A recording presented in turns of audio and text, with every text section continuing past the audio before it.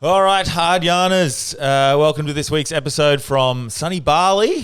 First international episode that we've ever done, joined by Tyler Tolman.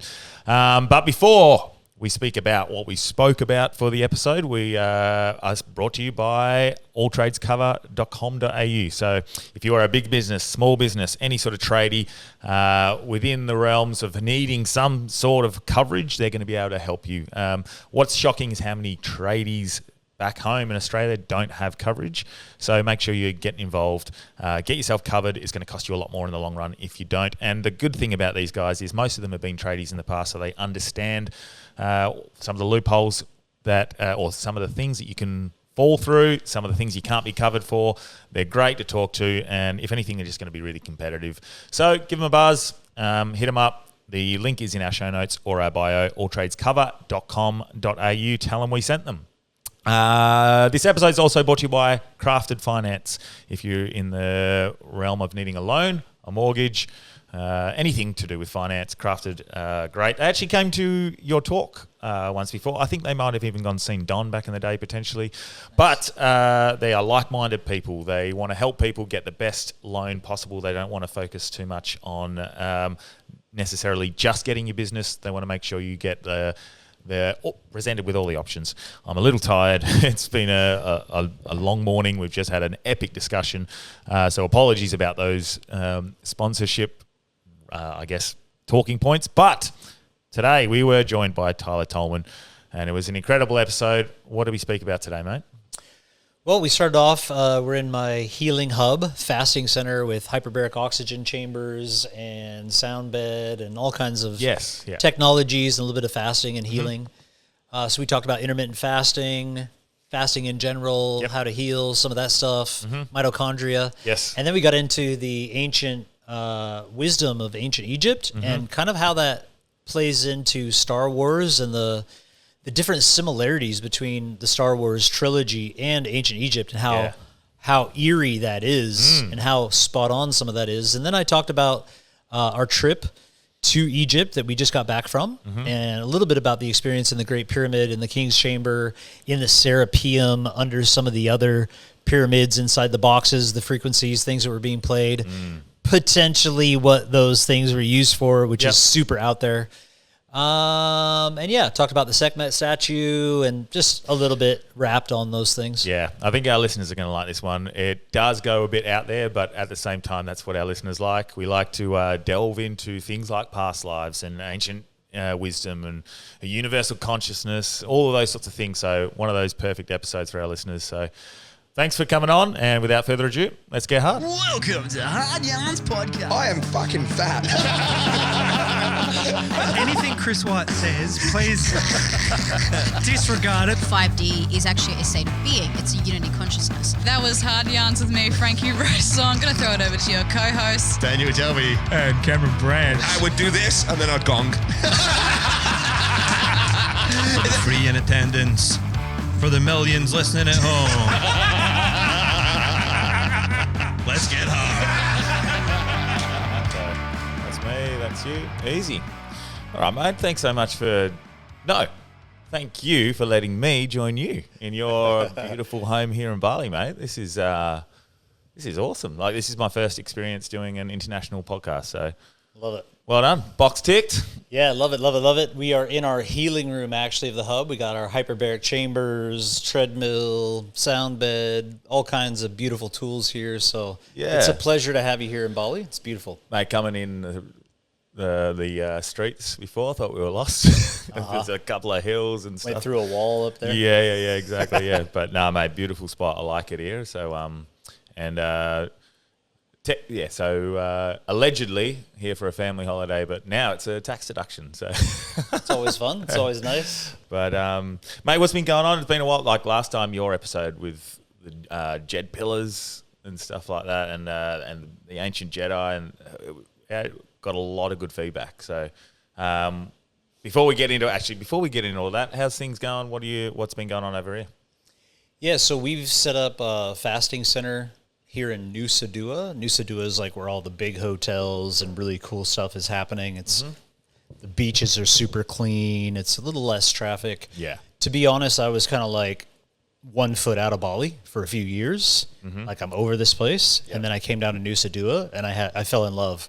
Now I have this new love affair with Bali because Nusa Dua is a little bit, I think, more what people assume the nice part of Bali is. Yeah. So we're in a 5-star Armand design hotel with a massive clinic, like health and wellness vitality center that has colon hydrotherapy. They've got like these big med bed looking things with like PEMF and brain waves, and they do all the like, you know, the peptides and stem cell injections and all that type of stuff. But they have a really big variety of cool healing tools. And then of course we have our own healing space where we have hyperbaric chambers, which I am super nerding out on. I have been for the last 6 months. What are they? Hyperbaric chambers. So you get into a chamber that adds pressure. It's called atmosphere. Oh, yeah. So we live at like 1 atmosphere. It takes you up to 1.5 or 2.0. Oh, like altitude training. And Well, this is like going down. Oh, really? So it adds heaps of pressure on the body, and then you breathe pure oxygen.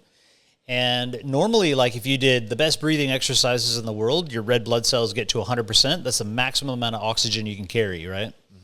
So when you go into a hyperbaric chamber, it forces oxygen into the blood plasma. So we get like an 800 to 1,000 times more oxygen inside of the body at any one time. Yep. And then by the time you get out of the chamber, typically 60 to 90 minute session, just sitting in there, then that oxygen is off-gassing for the next 6 to 8 hours. And as that's happening, it's feeding the mitochondria. Yep. So every mitochondria inside of every cell of the body is producing a lot more energy.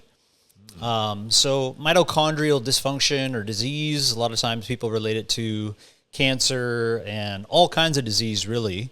They say as we age, the mitochondria are becoming less efficient. So normally hyperbaric chambers are just used in like surgical wards of hospitals, like Royal Hospitals have them for burn victims, for, if you're going to have like a major open heart surgery, they do like 10 sessions prior, 10 sessions after. Their success rates go way up, and the healing time goes way down. So sometimes people also get like this flesh-eating weird diseases. They put them in hyperbaric chambers, completely goes away. Because my only understanding of mitochondria? Mitochondria. Yeah. Sorry, the mitochondria is the powerhouse of the cell. Yes. That's all. And so that basically helps run the body. Yeah, it's where we get most of our energy, called ATP. Okay. So there's something called the electron transport chain, and there's a process that our body, each cell has thousands of these things. But if you start to get some interference due to lack of circulation, lack of oxygen, buildup of toxicity, anywhere in the body, that's where we start to experience inflammation, or it's, slower healing or different things that happen. So when you get an oxygen hyperbaric chamber, you're bypassing the body's regular system of oxygenating, but it creates angiogenesis over time. So now they're working with stroke victims, Alzheimer's patients, Parkinson's, and stroke victims, like they have a stroke, which means it's a lack of blood to a certain part of the brain. So that area of the brain dies. And then typically within a couple weeks to a month and a half, wherever the person's left, that's the damage they sustain for the rest of their life. Like, so if they're still like half of the face is drooping and half the body's not moving, that will never recover until now. So now they're giving these people reverse it. Yes. So they're giving these people, and they have full, studies and scans showing those areas of the brain coming back online, and then the people all of a sudden using their body again. But it takes about 30 to 60 1-hour sessions. Yeah. So like that's, it's a lot of dedicated time. People are going to hospital, being monitored. Like imagine if you had to go across town, sit in a chamber for 90 minutes and do that 4 or 5 times a week for a month or two. So we have these, in our clinic here. So people, as they're here fasting anyway for a whole month, they can come down morning and night. Yeah, cool. So they can get that like 60 sessions, which is usually about 30 sessions is called a therapeutic dose. And what that means, though, a therapeutic dose, is you actually have potentially full healing of certain conditions. Wow. And that's just, imagine the average American eating hot dogs and hamburgers and not doing anything good. They're healing with this hyperbaric, they call it HBOT, hyperbaric oxygen therapy. And so when we add the HBOT to extended fasting, which is also producing stem cells, which, by the way, hyperbaric chamber shows an 800% increase in stem cells. You get angiogenesis, so it's new blood vessels building to parts of the brain that are not getting it. Wow. There's cool people like Brian Johnson, the guy that spends millions on his health. A guy like that, obviously, I wouldn't ever go to the extent of that. But surely people are going to find benefits out of what he's doing. I know that people go, "Oh, what an idiot!" But at the same time, all the little things that he's finding out are going to be beneficial for everyone else. Yeah, the fact that he's a guinea pig and trying all these things on, and he's got so much money, he doesn't, it's not about that. So he'll actually do the things and be like, oh, that was a waste of time. Oh, that might have even been negative. Yeah. And so with hyperbaric oxygen, he recently did this whole thing because it's, out there, and he's like, all right, I'm going to buy a chamber. We'll see if this is BS. If people are wasting their time, wasting their money. Yeah. And, he found it really hard to sit in a chamber for 60 to 90 minutes with a big mask on, breathing oxygen. But then he found out he could actually take his computer in there. And then he's like, oh, I can take my computer. I can work while I'm doing this. So and they're like a distraction almost. So then he's like, man, the oxygen makes me super hyper-focused because it's pure oxygen. So he's getting all this work done while he's sitting in the chamber. By accident, he's found this. Yeah. Well, I think after he did 10 or 20 sessions, he's just like, I can't do this. They're like, well, just take your computer in there. And he's like, oh, I can do that. So then he's the type, he measured all his methylation markers for aging, his telomere length, all these different parameters of, angiogenesis of his, and he's already considered to be like one of the slowest aging people on the planet. And he already has like super youthful cells through everything that he's done, believe it or not. Like there are actual markers you can check, and they have like a top list of who's the, youngest, slowest aging people. And he had profound shift and changes from those. I think he did 60 sessions. And so at the end, he's like, this is the most profound therapy in its ability to change X, Y, Z. And he goes through all the details. It's a short video on YouTube. Yeah. I'd highly recommend everybody look up hyperbaric oxygen, Brian Johnson. Because after watching that, you'll be like, oh my God, this is something, you can just go sit in it and you're getting younger. Yeah. And now I'm having the personal experience. I probably had like 10 to 12 sessions. Wow. 20 is considered like the therapeutic, 20 to 30 is therapeutic dose. I come out of there just like, okay, what can I smash through? And just super clear and feeling amazing. Is he doing fasting? Because you're obviously big on fasting and have a wealth of knowledge on that. Yeah. So with all of his investment and research, he does intermittent fasting.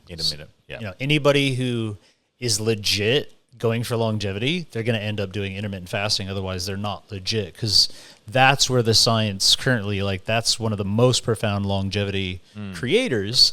So I think he only eats one meal a day. Yeah, okay. Which is kind of the epicenter of intermittent fasting. I recommend people take some time, 2 meals a day for a long period of time, and then get into 1 meal a day eventually. It also depends on your age. Yeah, and it's like a 24-hour fast or even longer fasting. I remember the first time I did a 24-hour fast, and I struggled.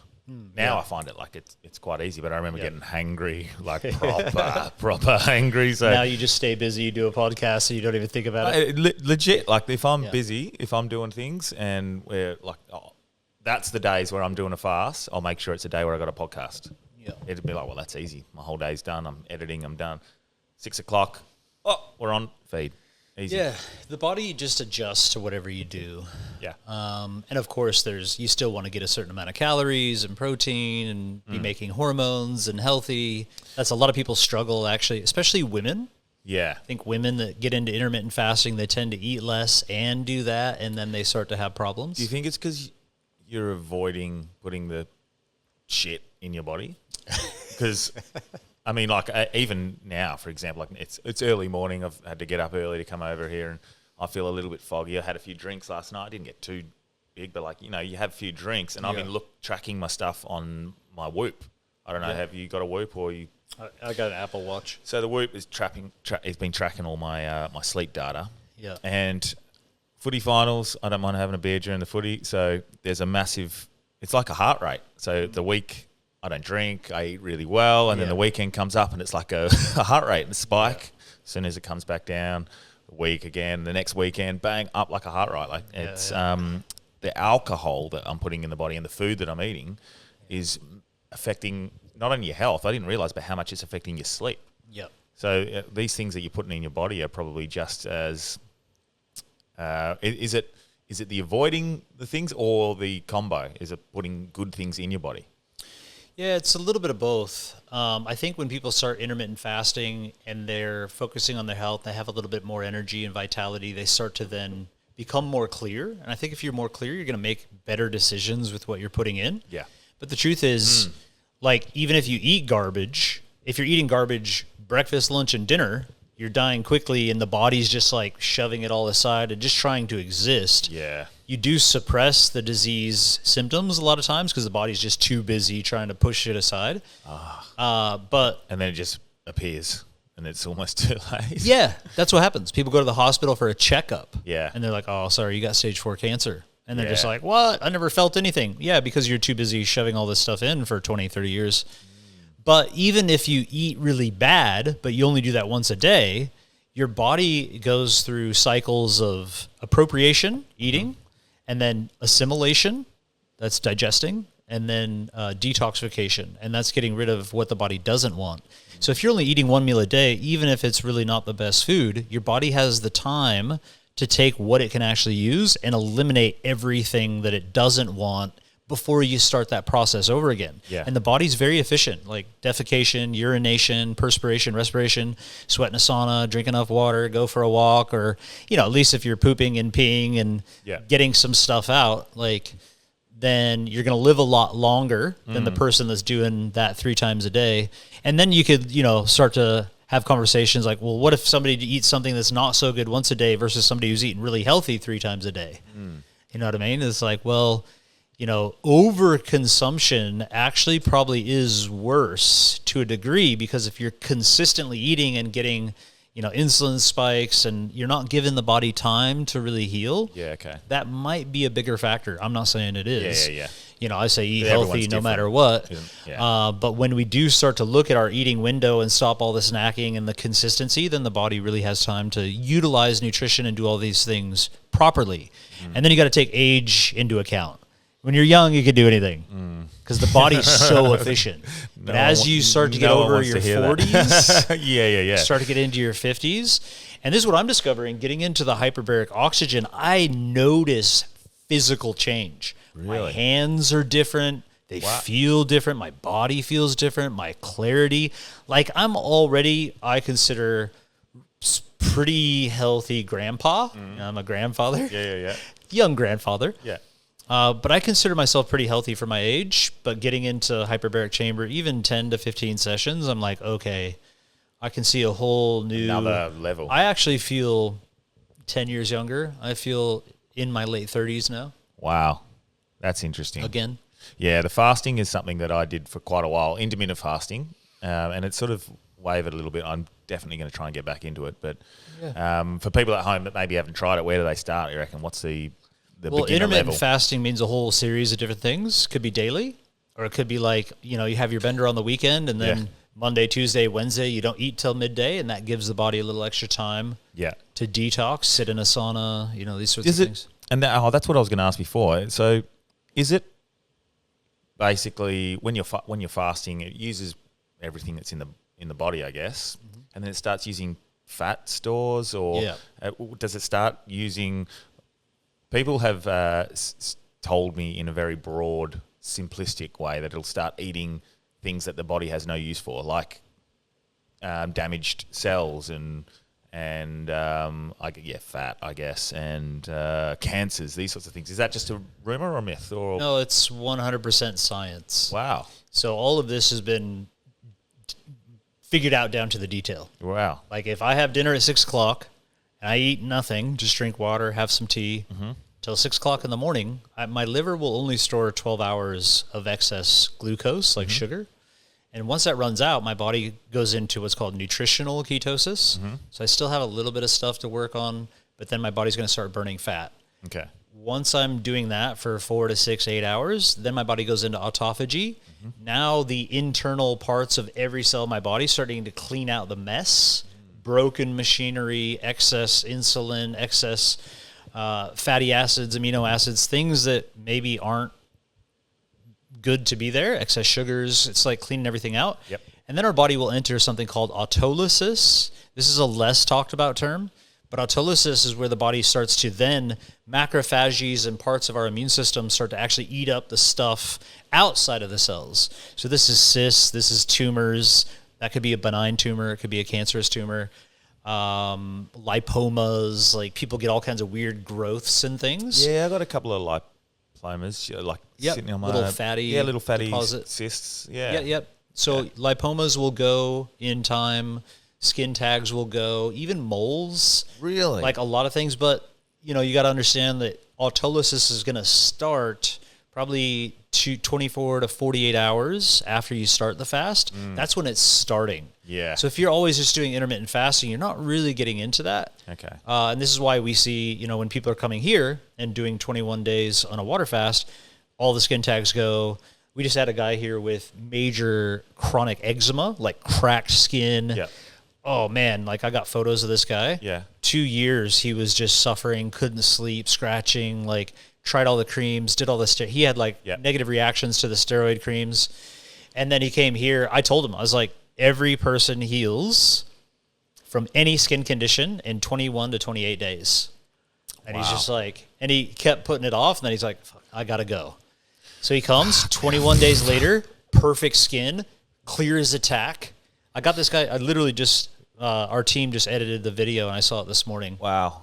I'm intrigued because His name's obviously Thomas. Now this isn't medical advice and I wouldn't obviously assume that anyone should try and heal their cancer this way and obviously take it very seriously. But like skin cancers and things like that, is that something this is would not work this towards? is not medical at all. If people want medical advice or to go down the medical route, they know where to go. Yeah. Go see your doctor, talk to your doctor.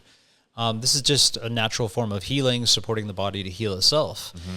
And even the scientists and the doctors know the only way your cancer is going to heal is if your immune system gets rid of it. They can use chemotherapy and that will kill cancer, but it also kill the immune system.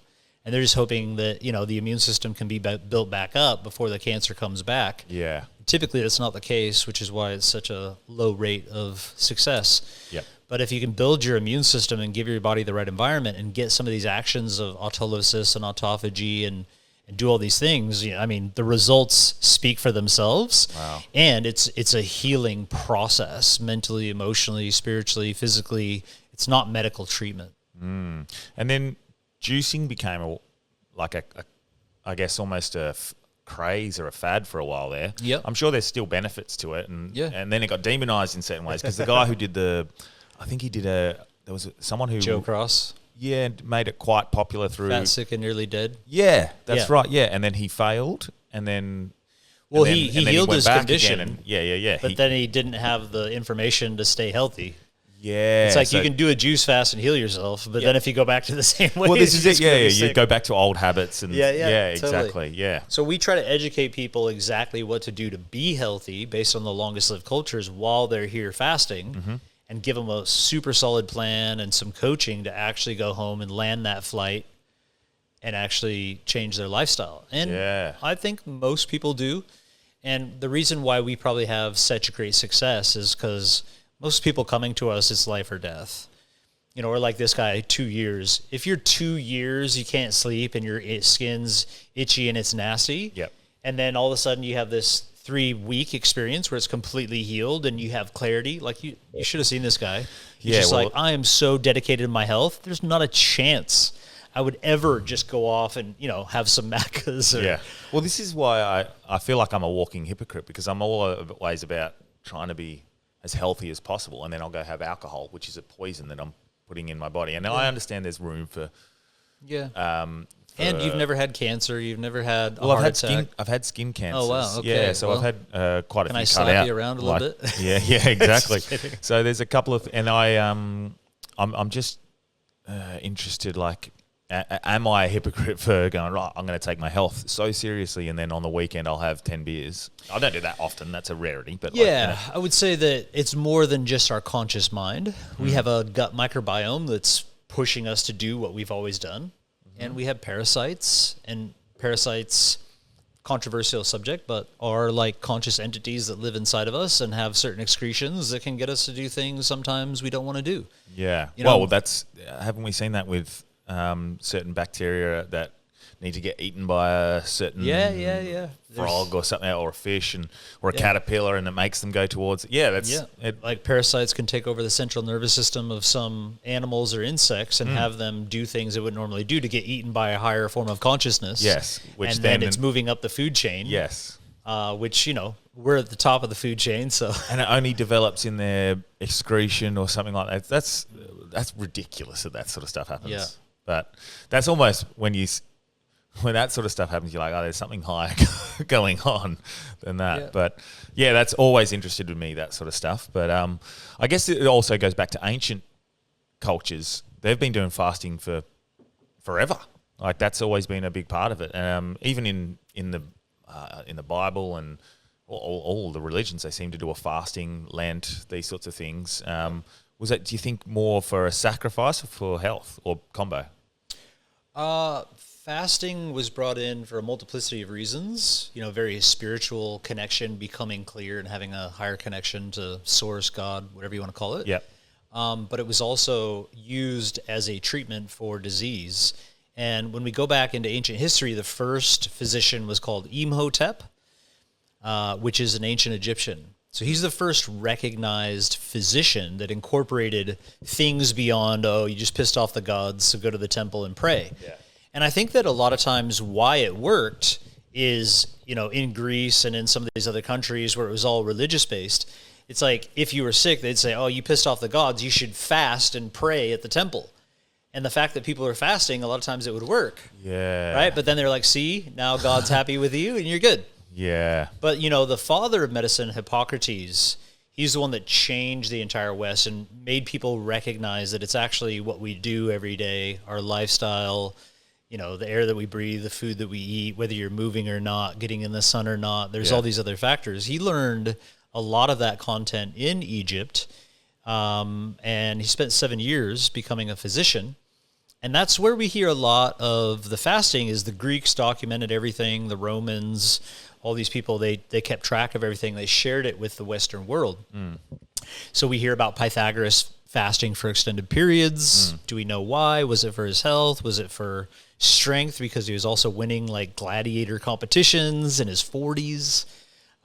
Plato, Socrates, a lot of these guys were proponents for fasting and promoting it for the healing of disease and for clarity and efficiency and youthfulness. Yep.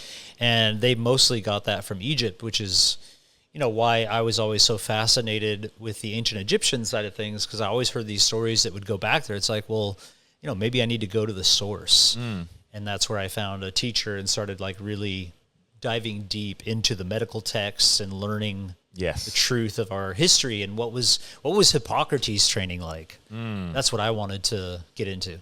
And I guess before we dive really into the ancient stuff, the colon cleansing, and the fasting and these sorts of things, I know you guys have got a product, but there's a few products that are the same, and it's like a clay that sort of brings everything out. Explain how that works. And so what's going on there. not only ancient Egyptians, but Native Americans and tribes around the world would always find a good source of clay. There's different names for it, like bentonite clay, and this clay has a super negative charge, meaning anything that's positive, and just so you know, inside your body, heavy metals, pesticides, anything that's toxic typically has a high positive charge. It's like a free radical that's causing damage. So when you ingest this clay, along with fiber as a binder, it pulls through your whole digestive tract, out of your liver, out of the body, out of different organs. A lot of times people have toxins in their digestive system. It pulls heavy metals and all these pesticides and all these things that shouldn't be in there. It really pulls it into it and binds it. And then you're basically flushing it all out. Yeah. So we always incorporate colon cleansing first, clear the digestive tube out first. Because if that's toxic, you're not going to detox anything. Yeah. Like you can. I mean, you can sweat, you can breathe, you can do all these other things to detox, but your digestive tube and your main elimination system is alimentary canal. And it's what Hippocrates said, all disease begins in the gut. So you clean that first, and then you start working on detoxifying other organs, and then the body heals. Well, a couple of mates have done that, and they both had the same results, which was incredible. I think it was from memory. I'm just going off memory. It was a 5 to 7 day fast, or with this usually clay. like 4 to 5 days on the colon cleanse. Yes, and at the end, what comes out is almost like a seaweed, like a tar or something. And that made me go, what's in there? Yeah, they call it mucoid plaque. Okay. So plaque builds up in the body. And if I were to say, take this cleanse and clean out the mucoid plaque out of your colon, any doctor in the room would be like, oh, that's complete fantasy. That's not even real. There's no such thing as plaque, right? Well, I've got 2 friends. It's 2 from 2. Exactly. I know that's not a large sample size, but if 2 of my mates have done it and 2 had the exact same results. I literally had a doctor in an audience that I was teaching in Australia. Imagine 400 or 500 people in the room. Yeah. And I'm teaching this, and doctor's like, that's a myth. There's no such thing as plaque in the body. Yeah, okay. This is what he said. I'm like, oh, really? Yeah. I'm like, well, what's the plaque in your arteries called? And he's like, oh, well, okay, well, you got plaque in your arteries, and we call it blah, blah, blah. Yeah. And I'm like, oh, well, if somebody has, like, dementia or Alzheimer's, is there a plaque in the brain? And he's like, well, yeah, there's plaque in the brain. It's called amyloid plaque or lipofuscin plaque. And I'm like, okay, so there is plaque in the body that you're just ignoring. He's like, okay, well, I get your point. And it's like, is it possible that plaque builds up in the digestive system? And he just kind of like, whatever, mate. Like, yeah. Okay. Yeah. But yeah, like where plaque builds up first is what we're putting in here. So you're putting in fried foods, you're putting in processed sugar, you're putting in all these dead, foods, and it's building up plaque in the digestive system, and that is going to spread to your arteries, to your lymphatic system, to your brain. And so fasting itself isn't enough to heal. Fasting is what does it. So, okay, We so got to understand, like, I'm not just a metal machine with a bunch of stuff in it that I have to get in there with a brush. Yeah. I'm a biological system. Every cell in the body wants to function. And so as I just stop the mess from coming in, every cell in the body has the capacity to start moving this plaque along. And it just depends on how long have you been building up this plaque for that plaque to come out. And I'll be honest, like most people that come in their mid-20s, 30s, 40s, they'll do a colon cleanse, they'll do a little bit of fasting, they start getting the mucoid plaque out. But it's not, they're doing enemas every day, they're doing a colonic once or twice a week, they're doing all the practices, and plaque, the big, thick, tar, black plaque, doesn't start coming out typically for like 3 weeks into the fast. Then it starts coming out, it's stinky, it's disgusting, and they're just like, where is this coming from? Oh, what was this inside me? That's exactly that. And they were like, warning, sending a photo. Like, this is not good. And I was like, cool, I want to see it. I'm interested. And it was like, it was black tar. Like, the way I described it, it looked like seaweed. It was just like mucusy, like, it's not in black. Yeah. And, some people get it out the first time. Some people don't. Some people got to do it 3 or 4 times, and then they start getting that. And the clay helps push this out a bit. The clay helps extract a lot and bind it. Yeah. And then another thing, and you got me onto this, and I'm very happy you got me onto this, and I've actually run out, so I'm going to get some more when I get home. But the Shilajit tea, or the Shilajit is... Yeah. Well, tell me about Shilajit and what its benefits are, because I genuinely, after about 2-3 weeks, really, really noticed the difference. It felt a lot more energy. I felt like I noticed when I stopped having it for a week because I went on holiday. So typically with men especially, our testosterone increases and our body like really starts to function better about 30 days after. Wow. So I take kind of a hero's dose every morning, and I've been doing it for years. What's a hero's dose? Not the pea? The little pea size? Yes. You kind of double that. Okay. Or put a bit extra. Yep. And you stir that in and then have that. It's full of minerals. It's full of something called humic and fulvic acid. So it's like little delivery boats of minerals into the cells. And the truth is, if you put it with something else, it helps your body get whatever that nutrient is. Oh, wow. So you can amplify your nutrition by adding it to some other things.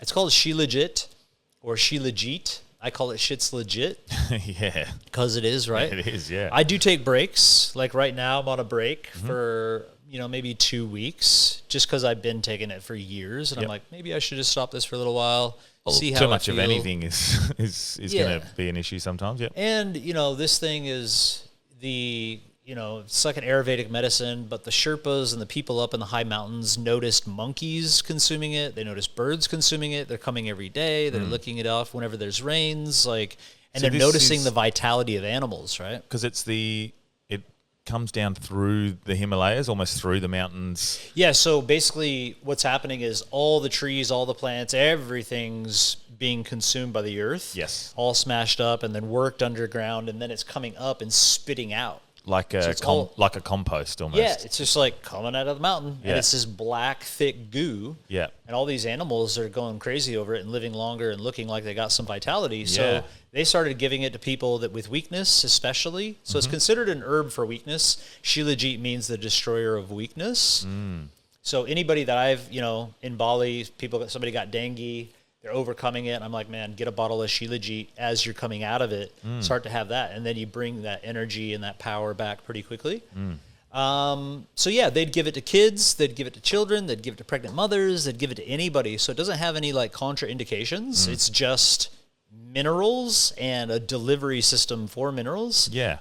And we all need that. It's like refined, compressed minerals Yeah. all in one little. Because I was just having for me, the way I was, and maybe this is the best way or the worst way, I don't know. I think I read the way you recommended to have it, but I was having it almost in a shot glass. Yeah. Boiling water, stir it, just put the tar on the end of the little spoon there, yeah. stirred it around till it melted, and then just shot it down in one hit. I didn't mind the taste. It's not incredible, but Yeah.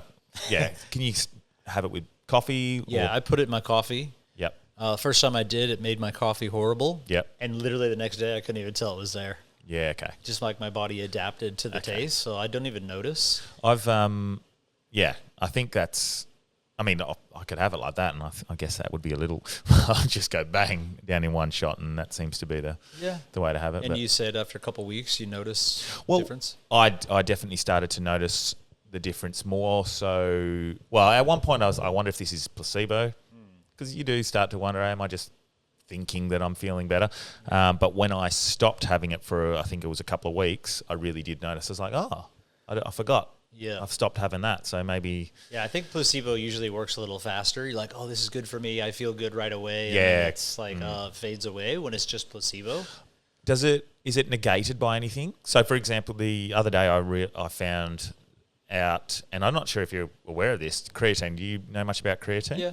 So there was someone, I cannot remember who was talking about Something it. like Might have coffee been- negates it or something. caffeine negates the impact of creatine, and I didn't realize this. So I started to have it about 3 to 4 hours after Yeah. a coffee, and I don't know if that's gonna. I always say err on the side of caution. So if somebody's saying that and you really want the benefits, just go ahead and change it. Yeah, because it But doesn't change anything for me to. There's have guys it. online saying they put it in their coffee and they're getting the benefits. So Yeah, so I need to that- look I think- a little bit deeper into that one. I think the tests that I looked at, the person that showed the test, it was, I think it was just leg extensions they were using as an example, and the muscle growth had been negated. Okay. And whereas when they were using it separately, Maybe it improved coffee because again. it goes straight to your brain. It just sends the creatine there. Yeah, but no, so as far as you're aware, Shilajit, no things that you don't have think to. so. Yeah, okay, cool. Oh, nice. But speaking of ancients and ancient wisdom and this sort of stuff, that's a lot of the stuff that people really enjoyed in our last episode was that ancient wisdom and the stuff we were talking about specifically with the Jedi, Yes. and or the Jed, or is it Jedi? Is that Yeah, the Jedi. Yes. So the Jed pillar is one of the main symbols. It's seen probably less than most of the other symbols, but it's the main one that the super high guy, Yeah, and- Ptah Osiris has. And we were talking about it almost looking like a quantum computer, Yes. and underneath the pyramids, and within Yeah. I think a week after our episode, all of that information came out about the scans of the ground and potentially these cylinder or these 648 meters deep. So are you across what's going on with that, or yes? How? Maybe we can start with that and what your knowledge is on that, and because you had prior knowledge and sort of had already been talking about this sort of stuff before they came out with the scans. Yes. So in Egypt, I was standing in front of the Sphinx saying what was under the ground and the network and everything that's going on. That I have a couple of those videos are quite viral. I think a few 100,000 people saw those videos. And that would have been probably a year prior to these scans coming out. Yeah. So, you get all these people like, oh, you're so full of it, da-da-da-da-da. And I'm like, man, like, this is what's going on. Yeah. And then, of course, a year later, then we have this SAR, aperture radar system where they're using ground penetrating radar and sound techniques and vibration and all this stuff. And now they've got specific models that they know are there of these 8 descending shafts under Khafre pyramid. That's kind of the center pyramid, 648 meters deep with supposedly maybe spiral staircases. Imagine a football field times 6 down. Yeah. And then at the bottom, there's 80 meter by 80 meter by 80 meter like boxes. And those might be granite boxes. Like what we're seeing at the surface and in the pyramids and places. I want to show you some photos. Yeah. Like Serapeum and the massive size of these boxes. These things might be tiny compared to what's, nearly a kilometer underneath the pyramids. That's insane to think that this was done by sticks and Copper. Yeah, exactly. Copper chisels and some dudes with ropes and slaves, right? And there's clearly a bit of pushback. There's a lot of pushback from the, I guess, the community that's set in their ways. It's like absolute denial by the, curator of antiquities. So and when all they these come people. across a LiDAR, is it LiDAR scans? Is that what it's the called? one that's being used? It's called SARS. SARS, yeah, that's right. SARS. So it's satellite, and it's also ground. And the thing about it is, in Egypt, you got to get permits for everything. And as soon as you discover something, they completely shut you down. They suppress the knowledge, and then in a couple years, they'll say, look what we discovered. Man, it's horrible what happens there. And all this information's coming out. Like there's people who get permits who are actual archaeologists and spending lots of money in discovering things. Yeah. And then they're like, oh, you can't share that with anybody. And they'll say, oh, you didn't find anything. And they'll literally like ban them from coming to the country. And then a year later, the guy with the hat comes out, oh, look at what I discovered. So why would they suppress these incredible discoveries? Is it ancient knowledge that they don't want us to understand? I think that the people that are there maybe believe we're not ready for what's really going on. But I think we're moving into a time... So like a greater good situation. We'll just... Yeah, maybe trying to get the people not to freak out, trying to get people to just keep doing what they're doing. That's a nice way to say it, I think. It is a nice way to say it. Yeah. I'm trying to be nice here. Yeah. But I guess, so some of this knowledge that you'd already had prior, that's oral knowledge passed down from oral generations. Tradition. There are some books. So my teacher, Dr. Ramses Salim, he was born and raised in Egypt, and he was one of very few because, everybody used to be initiated and go through these processes thousands of years ago. But, as of 600 BC with the invasion of the Persians and, killing most of the people in the Brotherhood, and then, 500 AD with the Muslims coming in and chopping everybody's heads off and burning all the libraries and turning it into a Muslim country. Yeah. Then you had to be someone of very high prominence and have a lot of money and pay a lot of tax to keep continually practicing. You either became a Muslim or you had to pay a lot of money to the Muslim Brotherhood to still practice your religion. So only the wealthiest of the royals would keep practicing their religion and the knowledge and the language and all the things. And then eventually that just either fizzled out or went underground. So Dr. Ramses Salim was just one of these individuals who was taken in and actually trained in the original physical culture, all the things that they taught, how to open up your higher senses, and the whole ascension process, but the language and the true history where they come from, ancient Atlantis, in detail. Yeah. And then he was given permission to teach when he was older, to actually open up and teach publicly. unfortunately, like when you come out and start telling the truth, there's not a lot of people who believe you. Yeah. But why yeah. is that? Do they just not want to? Do they just refuse to believe that there's any chance of history being different from what we've been told? We live so far outside of the open reality. We all live in our little bubble in our box of what we're told is true in science and the religion of science, Yeah. which supposedly is supposed to be open and evolving. It's kind of this closed doors that's really hard to get anywhere. Yeah. So because we've lived in this box for so long, a teacher that comes out and says, hey, here's the actual truth, as profound as it is, and how much knowledge they have, and even able to prove it through what's sitting right in front of you if you actually go to Egypt, people just can't accept it. They're just like, oh, this guy's high on drugs, like I'll just go somewhere else. But I received the book. I had the book on my shelf for probably 2 years, and then I was fasting actually with a whole group, and I opened up, started reading, and I was just like, oh my God, truth. Oh my God, truth. Yeah. Oh my God, truth. Goosebumps, like, oh my God, this is a book that's been sitting on my I need to read this. So I read the entire book after this fast, and I was like, whoever this is has the complete picture, the knowledge. And I've always wanted to know, because I'm into health and, being a physician, helping people to heal, like, what was the process Hippocrates went through? What was actually being taught? And back in ancient Egypt, there was an entire, healer physician. It was like a university. Yeah. You could become a healer and a physician, become a scribe and learn to read and write and do all things. That was a basic part of it. Or you become like a warrior magician. And the warrior magician was that. You hear the stories of Moses, and Moses is like a warrior, a magician, throws down, his stick, it turns into a snake. He's doing all these, performing magic, but also a badass, saying he went out in the desert and confronted by a whole group of people and gave them a scientific beating. Yeah. So these guys, the pharaoh, the royal court, the actual Egyptians that were doing these practices were the most formidable warriors and magicians, but they were also physicians and healers. Yeah.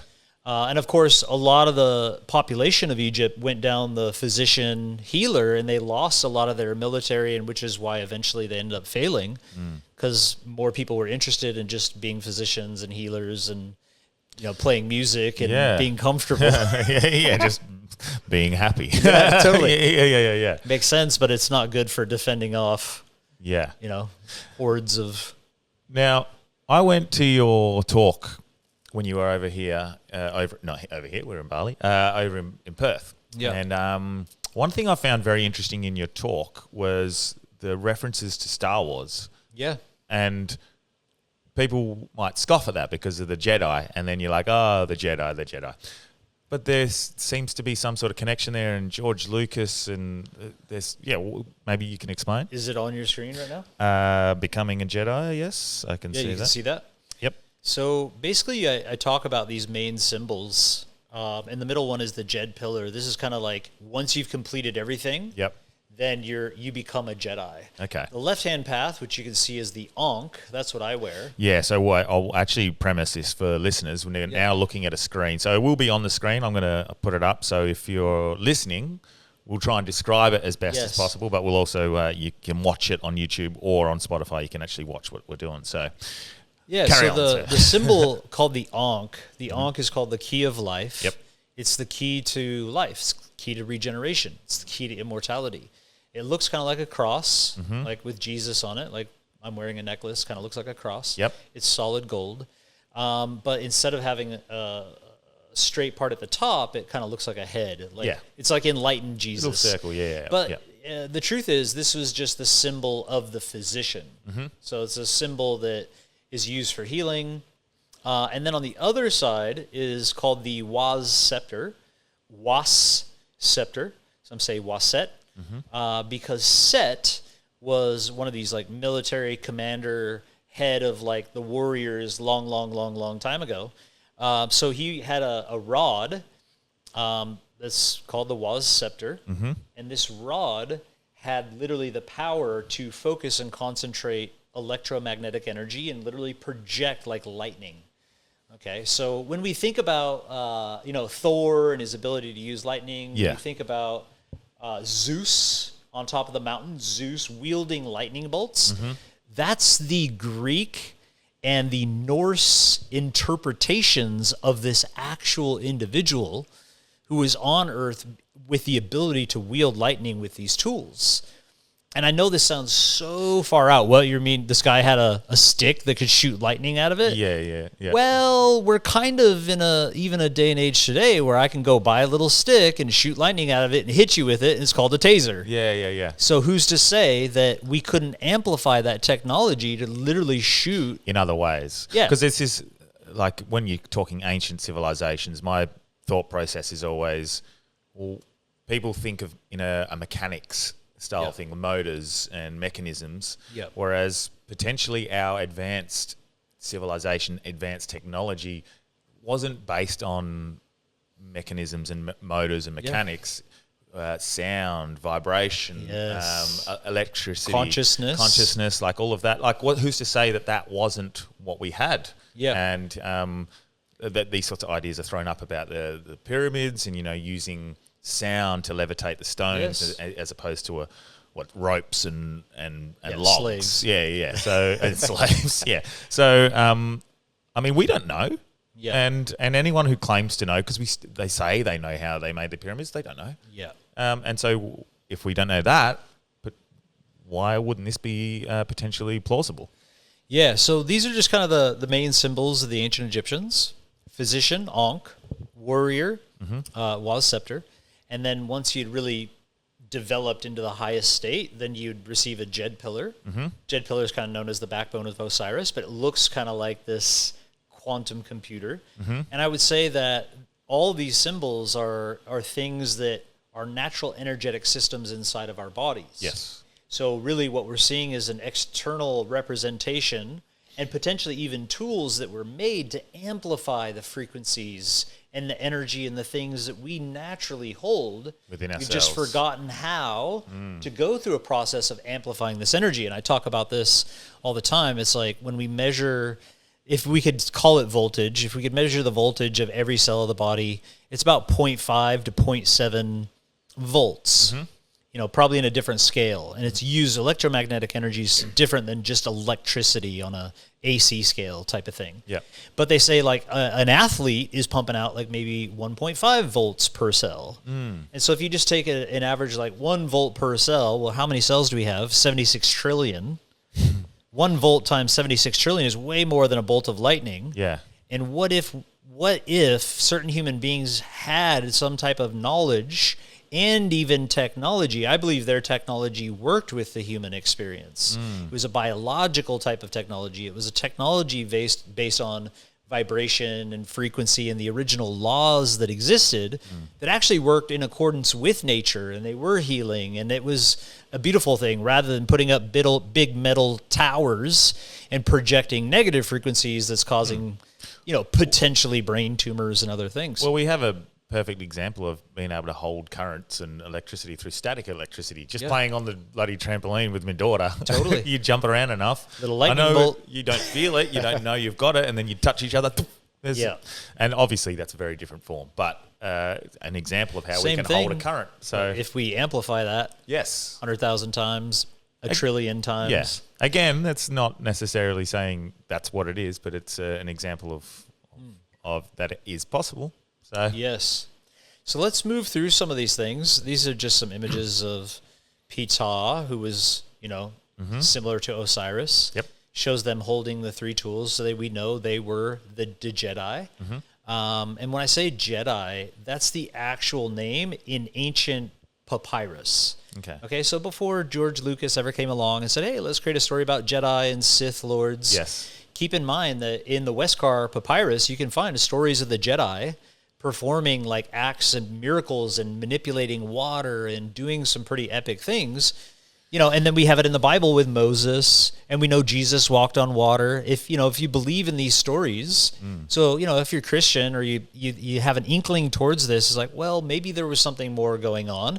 Where did Jesus train? Well, he was born and taken to Egypt and lived there for who knows how long. Well, where was Moses from? Well, he was born and, floated down a river and raised by the royal family in Egypt. And all these, some of the most powerful, Pythagoras and Plato and Hippocrates, the founders of all these things, there must have been some type of knowledge and wisdom and potential for technology there. Like, you just look around and you see towers everywhere, and these towers are projecting energy with wires, but projecting non-wire frequencies that are coming to your cell phone and your computers. Well, in Egypt, they had these massive power plants called, pyramids. And then you go all around, any direction you go, you find these massive obelisks. And it's almost like they were picking up the frequencies. Yeah, so that has always, and you're in Rome and you go to the middle of Rome and you find an Egyptian obelisk. And you're like, one, how'd they get it here? Yeah. That's incredible. And two, why? Like,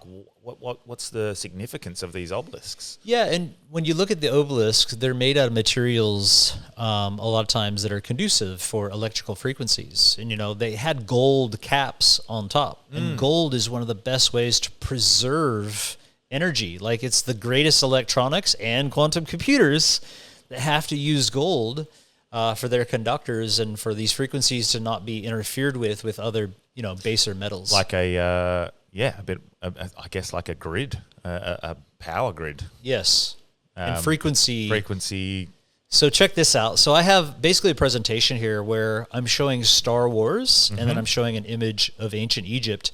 What I want to do is just kind of make some of the connections for people. Yes. To see like, okay, well, maybe there's something to this. So, number one, George Lucas was in contact with this guy, Joseph Campbell.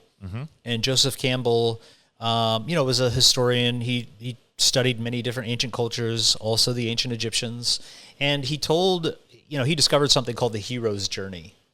The hero's journey is in all the movies now. It's in our psyche. Everything we watch, it's about, start off with somebody who's kind of a dickhead, kind of off track, doing the wrong things, and they go through this entire journey. Well, the original hero's journey was the son of Osiris named Horus, okay? And the namings here, and, there's so much history to this. Yeah. The actual Egyptian name of Horus is Hero. That's how my Egyptian teacher said it. Okay. Hero. Hero. His name is Hero. Yeah. And see, Set, his uncle, who was the military commander warrior, and Osiris was more of like the scientist, geneticist, helper of the people, traveling the world, like trying to build up agriculture, teach people. This is why there's pyramids in South America, Central America, China, Bosnia, Australia, Indonesia, right across from where we are. All independent. All with some type of megalithic potential to build with massive stones in interesting ways. A lot of these, even the one here in Indonesia, has 3 chambers after having a scan, 3 chambers underneath it. It's like all these pyramids have these weird chambers underneath them. Is that the one I've seen potentially in Ancient Apocalypse? Yes. Graham Hancock's documentary it's like series? Penang, Yes. Padang, Padai, something over there. I can never get the name right. Yes. But it is one of the largest pyramids on Earth, and it has 3 chambers. But it's so old, it's so broken down, it just looks like a pile of rocks. But you can see the shape. They can, it's definitely a man-made structure. And a lot of these things could be argued, but, even if you just leave that one out, and you go to all the other pyramids ones that are, around the world. We see it. Machu Picchu and Central America, Teotihuacan, Tenochtitlan, like all these places that have these massive, you go to Japan and they have these megalithic stones. Hundreds of tons. The similar look to the ones in certain pyramids in Egypt. It's just like, okay. There was a worldwide organized process of something that was taking place with a technology that we've just forgotten. Yeah. So, Joseph Campbell Keep going. was sharing a lot, teaching a lot to George Lucas.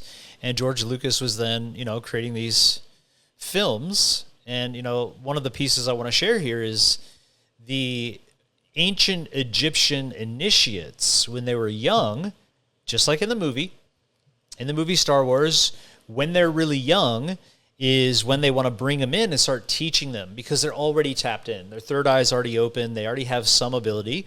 So you start teaching them from a young age, they can open up these abilities and they can be taught how to use it, effectively and from their heart. Yep. Everything was about the heart. That's why you see, even the statue here is always left foot forward. Yeah. The left foot forward is saying I'm walking and I'm moving forward from my heart. But we see the lock of hair off the right side. Yes. Every single initiate and warrior in training had this lock of hair as a symbol that I'm an initiate on the pathway onto the warrior path to become a Jedi. And he's got his finger towards his mouth like, I need nourishment and food to become a Jedi. And then we see the actual Star Wars movie. The thing on the side, the hair. Every single like a Padawan. rat tail on the side. They Yeah. got their little rat tail off to the right side. So it's the Wow. same kind of symbolism. We look at the clothes they wear. So back in ancient Egypt, they would only wear the finest linen. Yep. And linen has this quality of literally like illuminating light, being super healing. I can get into the details. We see the Jedi always wearing these Cloaks almost. Yep. that are like linen or woolen type of fibers. Yes. And then, we have some information. Linen fabric has a signature frequency of 5,000. The best quality cotton measures at about 100, so cotton is good. But the body resonates between 70 and 90. So anything that you can wear that's increasing the energy just creates a flow. And then, things like what we wear, a lot of people wear today that has plastic woven into it, polyester, things like this actually have a 0 frequency. So it's like blocking the frequency of the body. And it's like, we're wearing shoes, we're disconnected from the earth, rubber soles, we're wearing plastic clothing as fashion. And you see what I'm wearing? I'm wearing all linen shirt, linen shorts, linen underwear. Yeah, wow. Just because it's like, well, once you become aware, it's like, all right, whether I feel anything or not, I'm going to start wearing it. And then you start to notice how you feel. And when you start to put on polyester, there's just almost like a little, for me, it's just kind of like I feel like I'm suffocating a little bit. So similar to my experience with Shilajit, you more notice it when you start to notice over time, and especially when you go back to it, or doing something else. So we asked the question, like in Star Wars, they're like, what is the Force? Yes. Right? What is the Force? And Obi-Wan describes it, as this underlying energy that pervades all things. It's through us, it's through the universe, and it's this, universal energy. And what if we could tap into this universal energy? And in Star Wars, they're like, well, we have inside of every cell of the body called midichlorians. Remember, this is 50 years ago.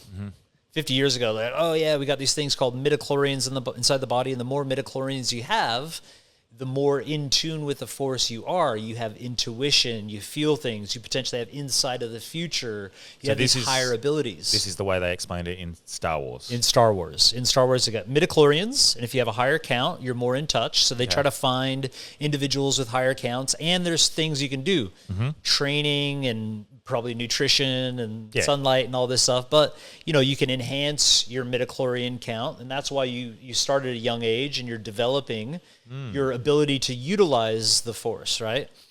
Well, in traditional science, we call it mitochondrion.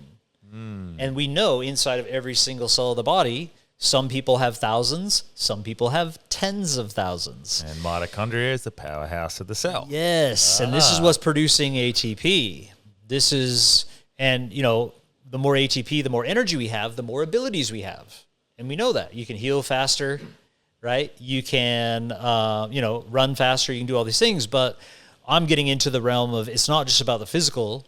It's about, we have 12 senses, not 5. And we could get into that in a little bit, and I'll show you some images of the 12 cranial nerves. Yeah. Because we all have these 12 cranial nerves. And if you study, you could literally just go to Google and look up 12 cranial nerves. Yeah. It'll show one of the cranial nerves is for smell. Yeah. One for sound. One for sight. What are the other ones One for feeling. One for taste. Yeah. And the other 12 are for telepathy, telekinesis. That's interesting. All these other abilities that some people kind of tap into. Yes.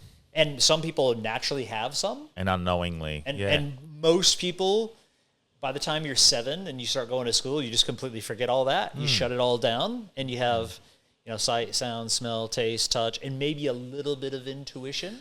Well, this is the second time in a week I've heard that there was 12 senses, not 5. And Yeah. I'd never heard that before. Wow. I like those little synchronicities when you hear it twice in a week. Yeah, and the thing like imagination.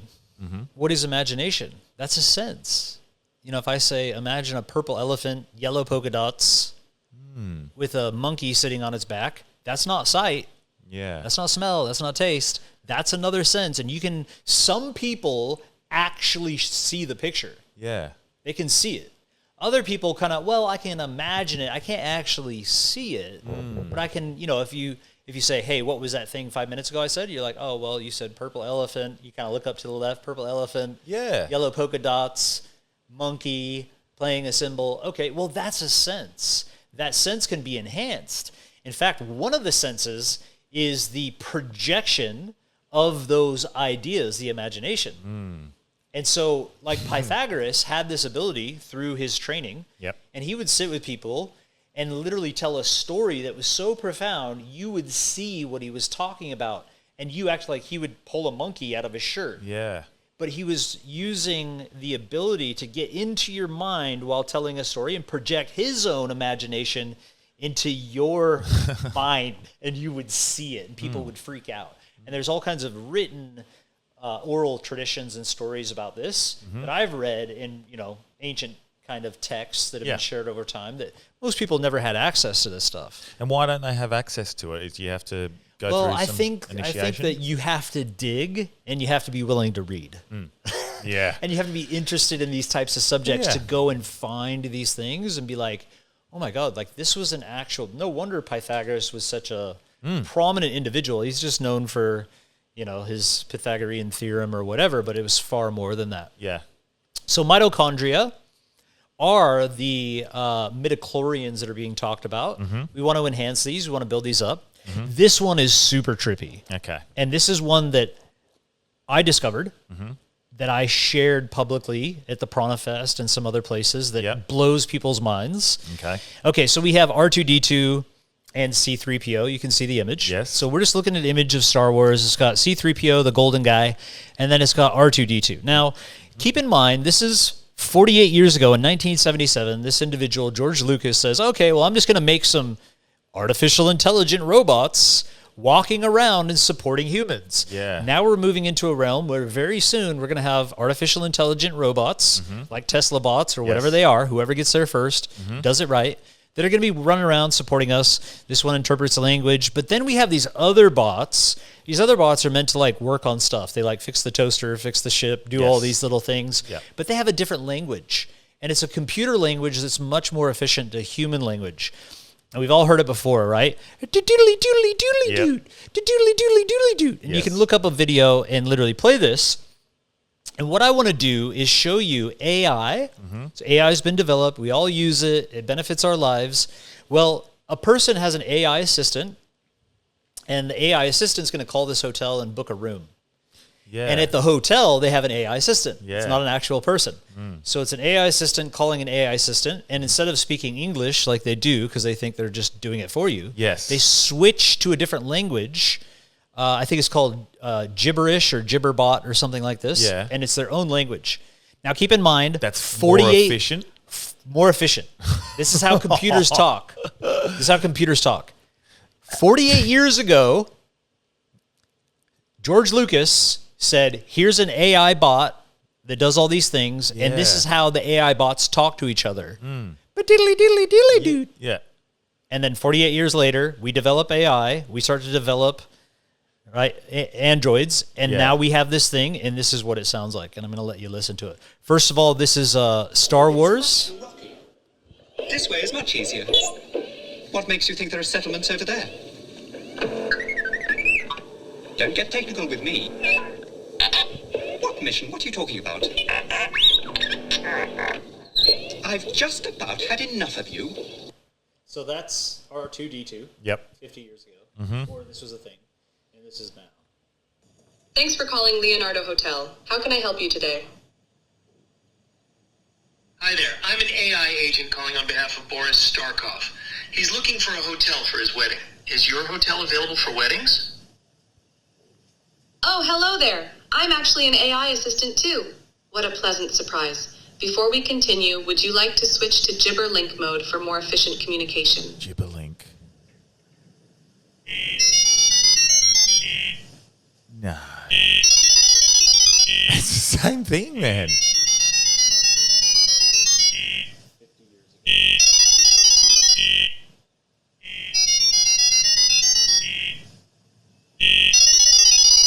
That's R2D2 having a conversation That's ridiculous. from 50 years ago. 1,000. That is the same. Exactly had it right. What? And that's that look- interests me because Yeah. did we as humans, did we like create that for the AI, or did they make it themselves and just? Do you know if they developed it themselves? That's a very good question. I have no idea. I would That imagine. would- I would imagine that the AI units were like, oh, this is not very efficient. They probably developed their own. Yeah. Maybe humans assisted Yeah, in the talking beginning. in English. Yeah, you, but- you Neanderthals.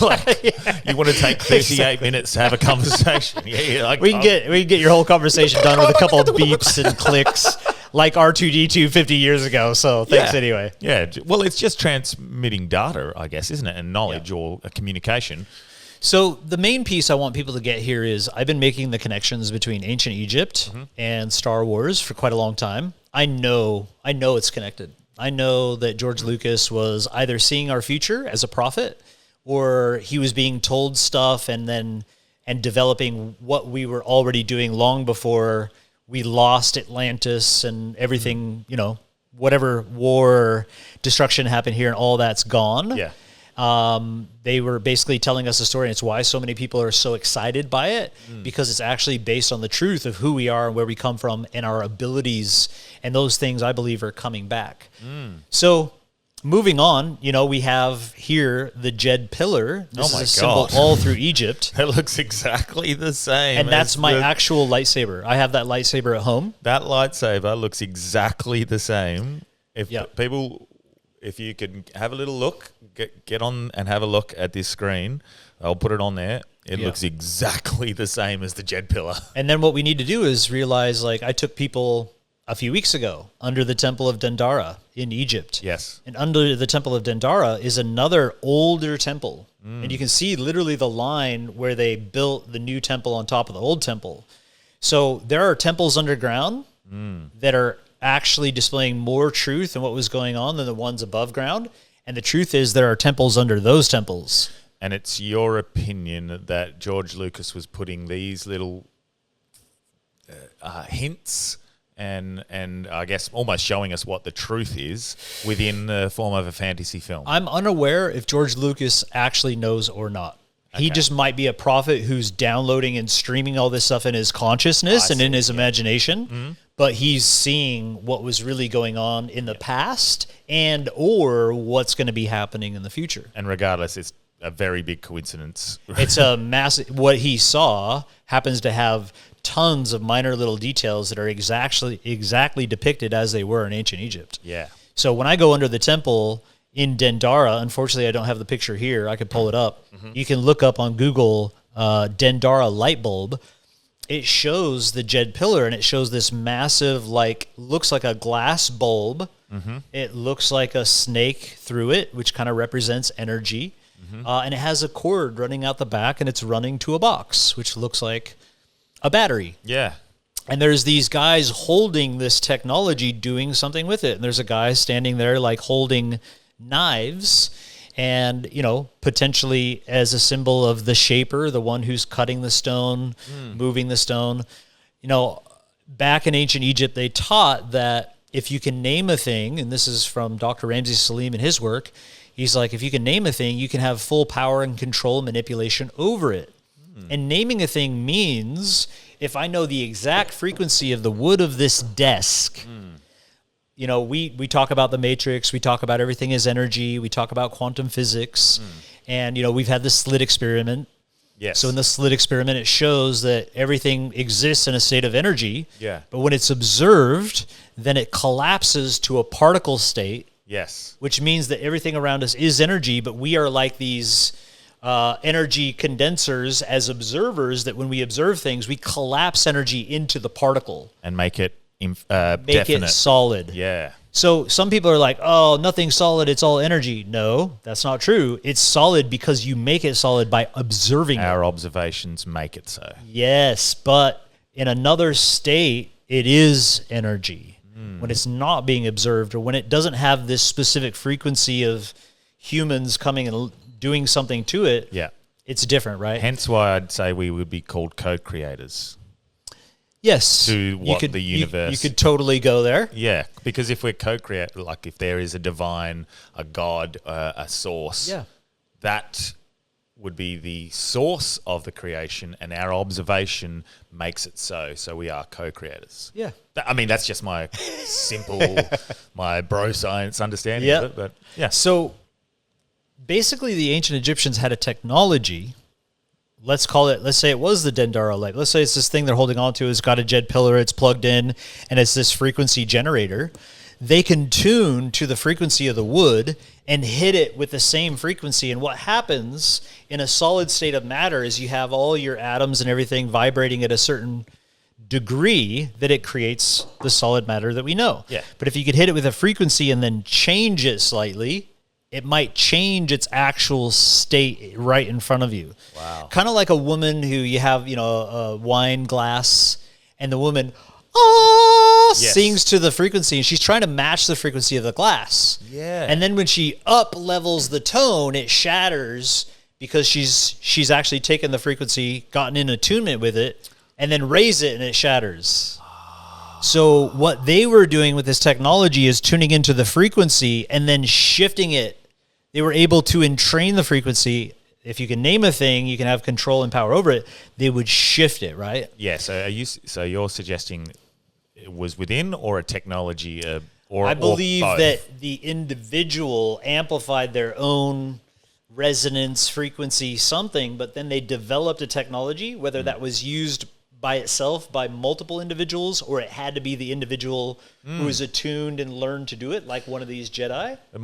That would explain scepters and Yeah, staffs. and why these guys were looked at as, these are the gods, because they've gotten to a degree that they learned to wield their own energy with these tools and manipulate matter, which all of us can do.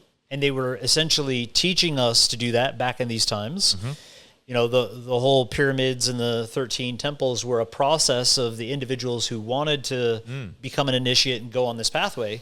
Humans had the capacity to do this, but you got to understand there were other individuals that didn't want humans aware of this, that wanted to completely shut it down. Why?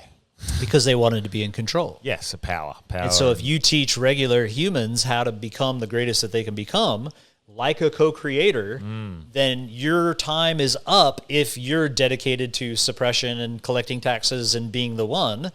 You can no longer manipulate and control people, because then they have the power to do the same. Now, after I had our last episode, you told me that maybe I should start recording audibly my meditations and what was coming through.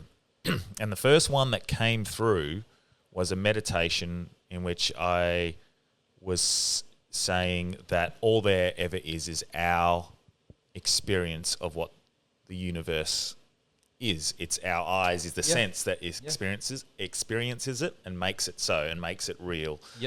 And once this point of experience ceases to exist, it dies, this body, this vessel is gone, that part, that universe no longer exists. And you are it, is what I came up with in that meditation, or that sort of hypnosis state, or whatever it was. But it ended up being a very similar concept as what you're trying to explain there. Your observation of it is what makes it real. And when you are no longer observing it, there is none. And so what if the frequency shift is something that through meditation and through advancement ourselves, we can actually, because we're the ones perceiving it. Yes. Which means we're co-creating with it. The fact that we're all on the same page, all the human beings that are here, living in a box and told everything's this way, we all co-create that experience together. And if a human being becomes powerful enough within themselves, they can shift potentially their own reality.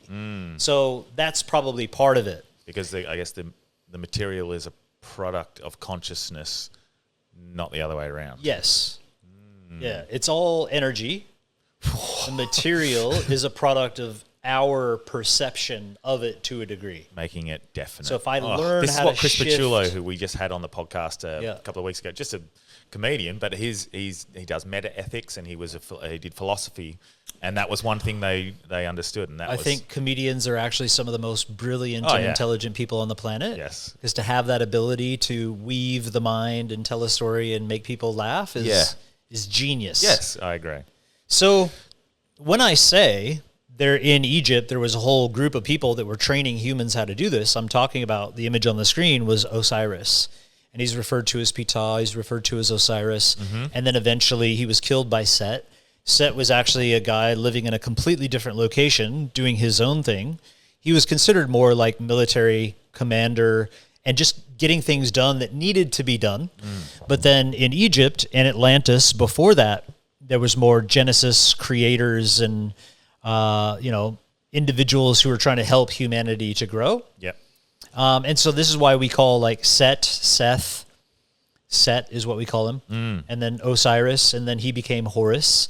And even in everyday languaging, it's like the sun rises on the horizon, Horus rising, potentially. And Horus was considered the sun, like the actual sun. Yeah. We have son of Ra, but son of Horus as well. And then when we go into light, and then before it gets dark, the sun sets. So Set kills the sun, and then we go into a whole period of darkness.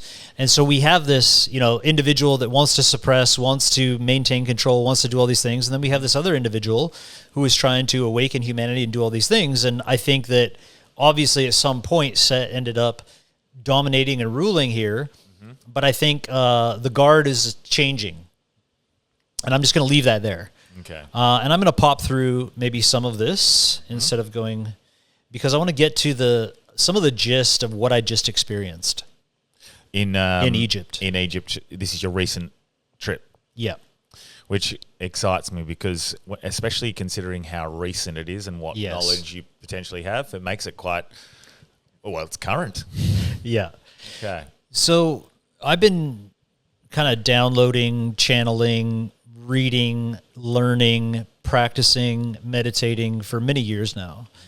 And I've been leading a group into a process that I believe is the same process that Osiris and these individuals from Atlantis and Egypt were teaching to humans in order to open the 12 cranial nerves, open our higher senses, and really become a higher level Jedi. And a part of this, there's a whole, series of degrees of consciousness that we go through. And I could go through that as well. And it represents the 7 colors of the rainbow, the 7 chakras, the 7 tones. And every human is living probably on an average of a certain degree of consciousness, depending on where you are, what you've experienced, what you've gone through. Yep. And there's evil degrees, or people who are actually evil. There are people who are stuck in like the sacral chakra, and just everything's about sex and everything's about perversions and just wanting to get off, and narcissism and anything to get what they want through force or through, coercion, things that are negative. And then we have entrepreneurship, kind of the yellow chakra, where people then start to become good people. They want to be righteous. They would just want to have a good life, raise their kids, develop a product, or do something that's beneficial for the world. Then there are masters, and the masters are the ones who are out there teaching and inspiring. And, as long as masters are coming from the right place, from the heart, they genuinely care about people. They're open, they're learning. And then we have the throat chakra, which is considered sage. So we got gentle humans, masters, sages. Okay, through the sages throat. Then typically extract themselves from the public and just go into the practice. And then we have a couple degrees of immortality. There's one that's called terrestrial immortals. They're the ones that learn how to regenerate and stay here and stay youthful for long periods. And the aboriginals talk about immortals and the different types, like celestial and terrestrial immortals. The ancient Egyptians were all about immortality. Even Christianity and Jesus were talking about becoming immortal, even though they, are very careful talking about that. Yeah. That's what Jesus was about.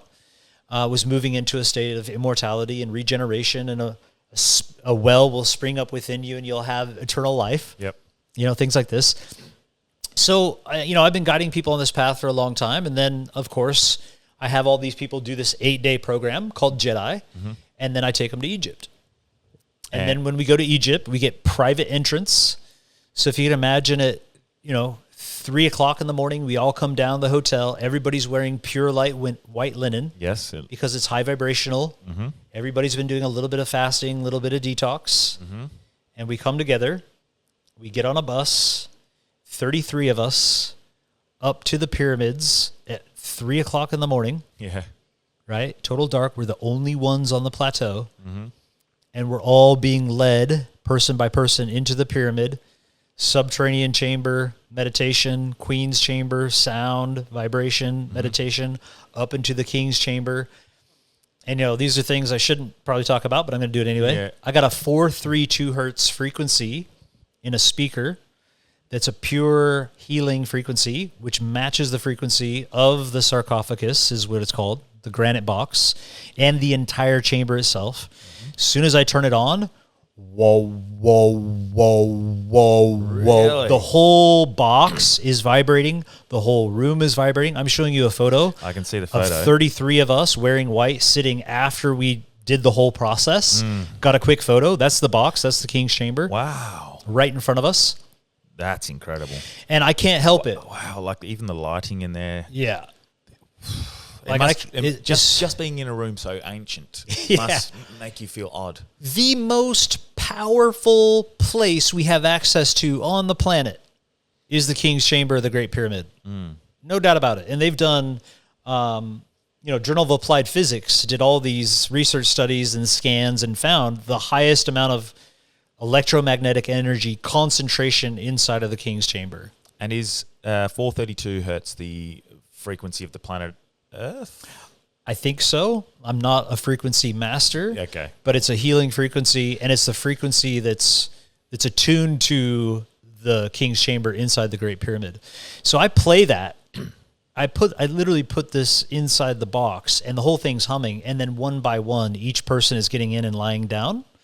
And of course, we have 2 hours, so I'm timing each person for a couple of minutes, and I just go into a mode of like toning and moving and healing, and I'm doing something very specific. Don't know where it's coming from. Yeah. Wow. But it's powerful. And I would say if anybody could be called a healer, that's what I've been doing for 2 decades, is helping people to heal, doing consultations, guiding people, attuning to people's energy, looking at their eyes, looking at their tongue, helping them, giving them herbs and all these sorts of things. And when they're in the box, something shifts. It's almost like a portal or a gateway. As soon as they lie in the box, I could see like an overlay. Like they look slightly different. It's almost like I can hear their name being spoken into my ear, but I'm toning and I can see inside their body, and it's like I can remove things. And I know this sounds crazy. And even to me, this is not something I do. Yeah. I don't ever do anything like this, but when I'm in there, it just felt right. happens. Yeah, wow. And I've done this multiple times. This is the 4th time. And every time I do it, it becomes more clear. And there was one guy in the room, actually. Out of all of them, there's one guy in the room that when he got in, I saw his like light body fully lift up and go. I was just like, whoa. One guy out of all 33. And I was just like, what is that? And then when we're done with everything, like when he came back, I told him, his name's David. I can see him in the photo now. I was like, man, I don't know what it was, but your light body, I think the Egyptians called it the Ka, completely left. And he's like, oh, really? Wow. What do you think that was? Da, da, da, da. Yeah. And then later he comes back like a day later. And he's like, I know where I went. And all of a sudden he started to have abilities and insights and downloads. And he's like, I don't know what happened or where I went, but now I'm having these like visions and insights. And he took a while to process everything that happened there, but everybody in there had an epic experience. So I just wanted to share. That's the King's Chamber. And I had access to all 3 That's incredible. pyramids for the first time ever. Yeah. So I actually went in Menkaura, I went in Khafre, and went into all the chambers and did the meditations. Yeah, and like I said, it's hard to describe. So I'll talk about this. This is called the Temple of the Pyramid of Teti. So you go out to Saqqara. Saqqara used to be one of the main university and training grounds for the physicians. This is where Imhotep was. I believe Imhotep was the designer of the step pyramid called the Pyramid of Djoser, which is right there at Saqqara. Then you go, there's a lot of pyramids around this place, a lot of energy, a lot happening. Yeah.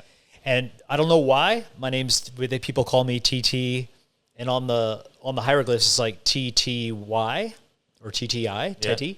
This is Teti's pyramid. There is a temple next door, a full purification temple. When you go into the temple, there's these hallways, and the hallways are showing like lotus flowers and all these cool things, but the hallway just goes to a door.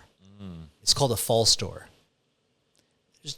There's not an actual door there. Yeah. So it's like a hallway to a door with almost what looks like star coordinates and hieroglyphs and things, and it's just a doorway, nothing there. You go down the hall further, there's another one, there's another one. So it's like there's all these entrances to false doors.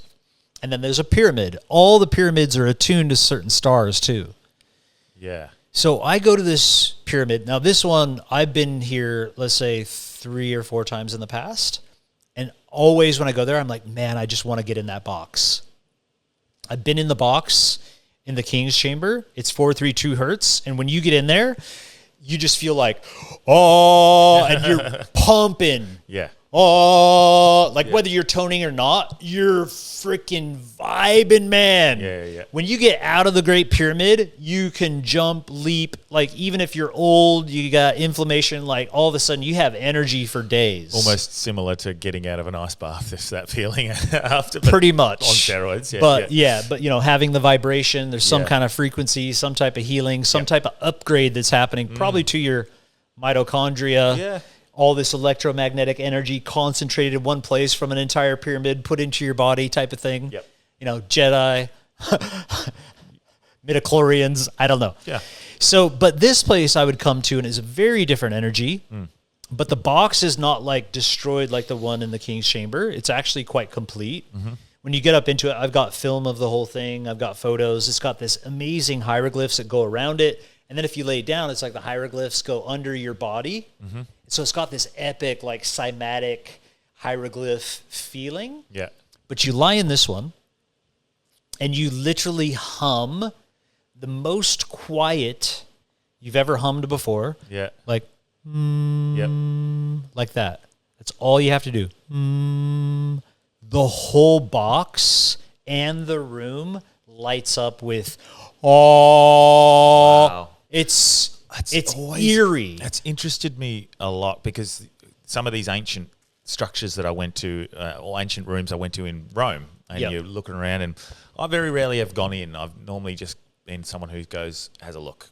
Cool. Gone to the Colosseum. Yeah, awesome. Take a photo, bugger off. This time I decided to do a few more things and go inside. And there's a lot of these, not a lot, but there was a few where you would speak in a certain point of a church or a temple, and you could hear the sound just obviously through the way it's been crafted and the way it's been designed. But it's amazing. It just amplifies the sound, which is acoustics. The fact that they had that sort of ancient wisdom back then, and now obviously you see it with the masons, pyramids. The masons and the builders were ones who took the knowledge from ancient Egypt and still kept using the sacred geometry and building kind of based on that. Yeah. And then of course, there's masonry and all that stuff, but even I think Notre Dame in France, you go to the top and it's this huge dome. Yep. And you can stand on one side and the person is literally all the way around on the other side. Yeah. You can get against the wall and you can be like, can you hear me? Yeah, wow. And there's people like literally talking next to you and you can hear the person like they're standing right in front of you. No it's secrets pretty in epic. that room, is there? Yeah, exactly. Yeah, If you're exactly right across from the person. Yeah. But this becomes very obvious that these things were also very attuned to sound. This one, when you get inside of the box and you just lightly hum, the only way I can describe it is I close my eyes and and it's like a frequency comes directly into my heart. And it feels like my mother, if I was still a baby, is just nurturing me. Yeah, okay. So the sound, the frequency, and it's just a because really it's just a vibration, really, isn't it? Just Amplified. Yeah, not just right. It's like it's a vibration unlike anything you've ever felt, and there's no way to describe it until you get in the box and don't have anybody else around, and you actually just. Because at first you could be like, nothing happens. You have to change the frequency until you match it, and then it lights up. And then you have this overwhelming feeling like you're being nourished. It was like, when I say mother, it's beyond that. It's like my divine mother comes in and heals my soul. And you're like just in such a state, like almost crying, just like, oh my God, I don't want to ever leave here. Or what was interesting is I did it for, maybe 5 minutes, and I hit a point where I was just like, I got what I was here for. So is that potentially where you see some people reference these pyramids as energy centers or batteries, but some people reference them and sarcophaguses and what is it? Sarcophagus, like an area. Yeah. Is that what they... They call it a necropolis. Yeah, so they say, everybody on the west, that's all a necropolis. Everybody that's dead goes there and they bury them. Yeah, this is nonsense. Yeah, so and I guess the rumors that I had heard is that it was for a healing sort of center. There you go. Now you're more in tune. Okay. Now when I have the whole group there, I think, okay, guys, it's time to get out of your head. We need to think multifaceted. These are not just healing chambers. They're not just power centers. They're not just chemical makers. They're not just... There is a multiplicity of functions and things that can be done within these pyramids. But first and foremost, they are chambers of initiation for us. Yeah. That's their sole purpose. And then there's lots of other functions and things that can be done using these to create power to generate all kinds of things. But this burial idea that it's just a tomb. Never found a dead body inside of a pyramid ever. Yeah. Okay, and there have been boxes. There have been lots of boxes that have been found fully complete, intact, 50-ton lid, never removed, and then they put dynamite in the thing and blew it up because they didn't even have the ability to move the lid, and there was nothing inside. Yeah, that's interesting.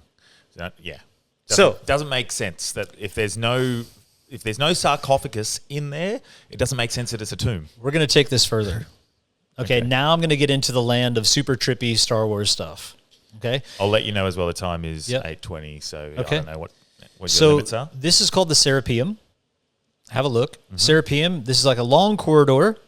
In this long corridor, off to the left, there's a room, big box. Okay. Go a little bit forward to the right, room, big box. Go a little bit forward to the left, big box. They're staggered. One here, one to the left, over to the right, over to the left. All these boxes down this massive corridor. Yeah. And there's other corridors leading off with other boxes in different places. Yeah. Okay. So we go into this place and we see these boxes. Okay. This is kind of what it looks like just walking through. This is one of the boxes. Wow. And that's a metal structure that they built over it so that the thing doesn't collapse. Yep. Okay. Wow. There's another box. Holy shit. Now, keep in mind, the weight of these things, they say, would take 200 people, 200 humans with levers and ropes and things just to lift it and move it.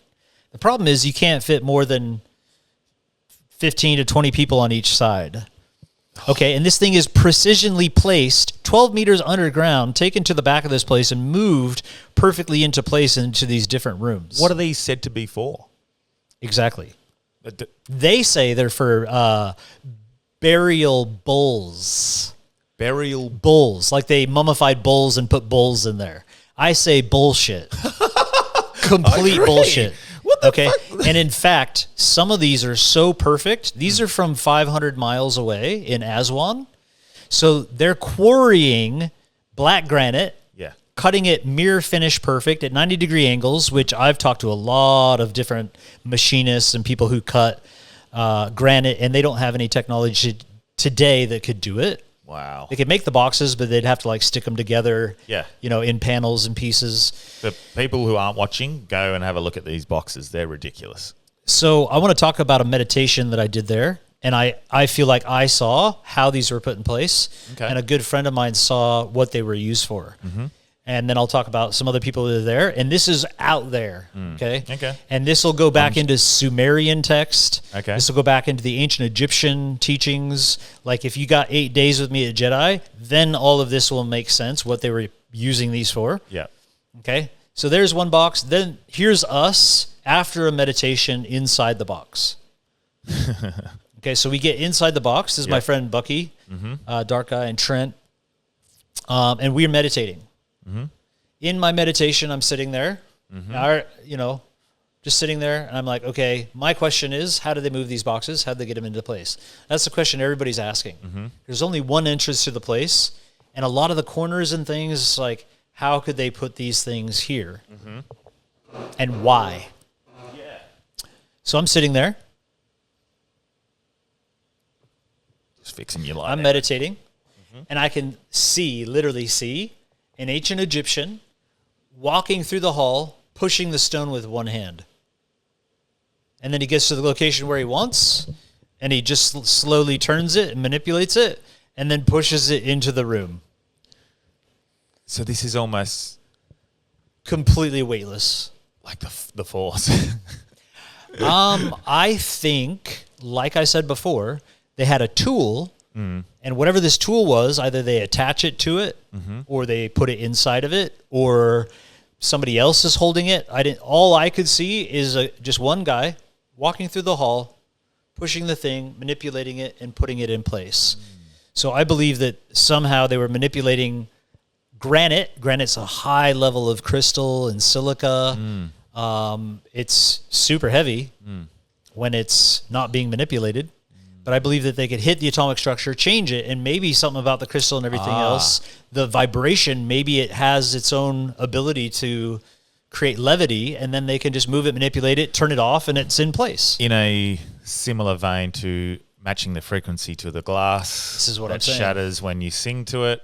If you know the key of something, you can have power and control over it. Well, it's like they're changing the atomic structure. Yeah. And when they change the atomic structure, it's taking on a degree of vibration that no longer is inside the laws of gravity. Yeah, I don't think that's too far out there, because I've definitely heard people talk about this idea of sound or frequency. Yeah, well, we can levitate stones with frequency. There's a guy who's doing it. He's got a thing, and he puts a massive rock on there. He turns it on, and the thing levitates. Yeah. So if we can match that frequency with sounds, chants, and again, this moves away from that idea of what I was talking about earlier with the mechanisms and the mechanical. Yeah. We're trying to understand building these structures from a mechanical point of view, from what we have now, motorized vehicles and tools, instead of we don't need these tools when we can manipulate the very the very fabric structure of these atomic structure of these by matching. You want to get crazier? Okay, so we're about to get crazier. Listeners want us to get crazier. So I saw the guy who's just moving the stones easily. Yep, that's what I could see. My friend comes out. He looks at me. He's like, "This was an airport." An airport. He's like, "This was an airport." I'm like, "What?"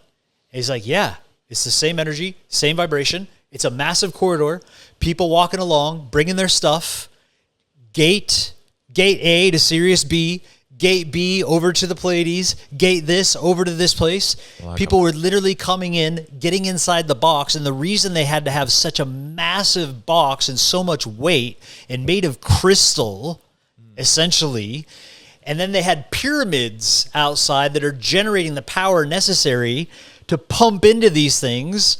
Because they were so big and so massive, they could hold the energy that would literally dematerialize people and send them to another location. It's almost like, for a visualization for people, it's like if you've watched Harry Potter and each of those chimneys goes to a different spot. Exactly. Yeah. Or like Star Trek, you're walking beam down me up, Scotty. Yeah. It's like they have pyramids attuned to different locations. And obviously, we're not stating this as fact, but this is what your friend has seen. This is what he saw as a vision. Wow. Okay. So I saw them moving the boxes. This is just fantasy. He saw them actually teleporting. And he's like, just like we're doing today. You go to the airport, you take your luggage, you get on the plane, you go somewhere. They're doing that. They were just doing the same thing long ago, but they were intergalactic. they were already tapped into everything else. We've just lost all this technology, but there were people coming and going out of this place. And think of this, like this is a location that probably would have been public. It was like whole corridors with multiple boxes everywhere. Yeah. But then you go to the pyramids were more private. So it's like if I'm somebody who's gone through all the processes and I'm a royal figure, I build a pyramid and I have my own box. I got my private jet. You know, I don't go to the airport and get on the cattle class with everybody else. I've got my own teleportation system. And whether these were used for healing, get inside and it heals your body. Remember, I'm saying multifaceted. So this is just a what if these boxes were for healing? What if these boxes were for potential teleportation? So then I get this woman who's on the tour with me. Her name's Asha. And she's like, you know, one of these people that's like light language and fully tapped in and seeing things. And, you know, I'm skeptical of everybody at first. Yeah. But she starts saying some things that, you know, I've done a lot of research, and she's saying things that are right in tune with what I've been taught by my teacher after many years of training with him. And I'm like, man, she keeps hitting these points that really feel right. So we're in the same place, and there's all these different boxes. Some of them are completely blank. Some of them have hieroglyphs on them. Oh, wow. This is red rose granite. This one's right at the end. Wow. So there's all these different types of boxes. I have tons of photos, but I just put in a couple for you guys to see. I need to get to Egypt. I need to, like, when you're there and we're talking about this stuff, there's a whole nother level of like nothing else makes sense. Yeah, because I get that feeling to a point at somewhere like Rome or these ancient places where you go and you see these things that even if they're only 500-600 years, you start to feel a bit odd. You feel a bit, oh, wow, like the history, everything that's happened here, what's been experienced here. But like this is another level again. Like, and if you believe in past lives, well, then the places you go start to remind us. Well, we've done 3 episodes on past life regression. And the experiences. Well, there you go. If your listeners are tuned in, like... Well, I had my own past life regression. Yeah. And he did it under hypnosis. And I went to an ancient place in the Amazon, well, my last moments where I'd been caught in a trap and I felt foolish and I was dying. And my last moments were thinking of my family and who was going to protect them. That was it. And then I die. But the next one went to a life in the Pleiades. Nice. Which was very interesting. So any listeners who may be new to the podcast, go back and listen. But I think a lot of people came on for Boris Walter anyway, the last couple episodes. So go back in his second episode, we go through everything that I channeled under hypnosis. Pleiades, maybe one of these boxes is directly aligned to get there. Yes. Because, you know, in the ancient Sumerian texts, also what I teach at Jedi, is the Pleiades played a specific role in giving... the ones who are assisting us in our upgrade, something very specific in the admixture. So we have something that even a lot of these other beings don't have that comes from the Pleiades. So this woman, Asha, who seems to be very tapped in, all of a sudden I just see her kind of walking around looking at the boxes, and I come over, I'm like, hey, you know, what do you think? And she's like, you see these boxes? And I'm like, yep. She's like, these ones were used for teleportation of gold. Oh. And then I'm like, oh my God, because in ancient Sumerian texts, they were off-worlding gold for their own processes. Ah, yes. So they were refining gold, potentially putting it into these boxes and sending them up to their ships and then taking them off somewhere else. So for listeners who might not be aware of it, the ancient Sumerian text as translated by... Well, now they're translated by scholars. It used to be Zecharia Sitchin. Zecharia Sitchin wrote The 12th Planet. That was a book I read a long time ago. Supposedly some people debunked him, but then new scholars have come back and said actually he was more correct than potentially there's a what bit we of, give him credit for. Yeah, there might be a little wiggle room there, but but you can translate. You can go right to a university and drop the different cuneiform tablets into a translator, and it will just spit out what it actually says. Okay. Most modern version, and it's essentially still the same stories. So for listeners who aren't across it, very broadly speaking, there was a race that had eliminated. They'd used all their resources on their planet. Their atmosphere had basically gone. Failing, and they needed gold to maintain their atmosphere. Correct. And Earth just happens to be a gold-based planet. Yeah, and instead of doing all the work themselves after thousands of years of toil. They realized they needed to create a slave race. So they brought all the workers here. Yes. They were doing all the work, and they were going to continue to work, but all the workers revolted and refused. Yep. And that would have meant their demise. They were just over it. So the main leaders are like, how do we take the local clay, the local hominid here, and just give it a bit of a boost instead of waiting a million years? Yep. Let's give it a little bit of boost with some of our genetics, and then it will be intelligent enough to work and help us to do what we need to do. Yep. And that's where the Pleiadians came in and said, hey, we see what you're doing. Add this thing into it. Yes. And Which is great conversation there. interesting that an ancient civilization would write that on their tablets and their texts. Like It's no all understanding of ancient civilizations, the Pleiades. Or, totally detailed. So, yeah, very intriguing. Yes. So this woman ended up saying this box of rose granite is where humans would teleport. And then there were other boxes where they'd teleport gold. And there's other ones where you just put your stuff, basically. You go put your luggage in this one and it would teleport it. You'd get physically into this one, it would teleport it. And you put gold in this one. Yeah. But there were all these, the thing is, like, my friend's saying it was an ancient airport for other star systems. When you're walking around, that's what it feels like. The energy is like, oh, this is a big corridor where you would go to gate 5C and 5D and all the different gates. And so the walls I believe, were all smooth with hieroglyphs. It's like you walk through any airport and it's got murals and artwork and all this kind of stuff. And you go to your gate and you're waiting around. I believe this felt exactly the same. And the tour guide, the Egyptologist that was there, I was like, man, I can just feel like all these walls would have had hieroglyphs and pictures of stuff. And he's like, it did. They've just removed it.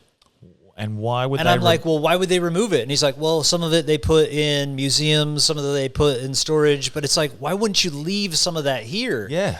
And I believe it's because the depictions were probably of the process of traveling or part of it. Well, you see some of these hieroglyphs that even mimic or look similar to a helicopter or a plane and things that we obviously don't have. Yeah, and who knows what would have been on the walls. But he took me around, and one of the guardian priests that actually worked there said, oh, yeah, okay, come and I'll show you. And he actually pulled out his phone. He had images of what used to be on the wall, just a portion of it. Yep. And it was pretty beautiful, profound. Like, I didn't have time to sit there and analyze it. But the fact that you already had that feeling impression without having seen it, and then having that validated by them is pretty telling.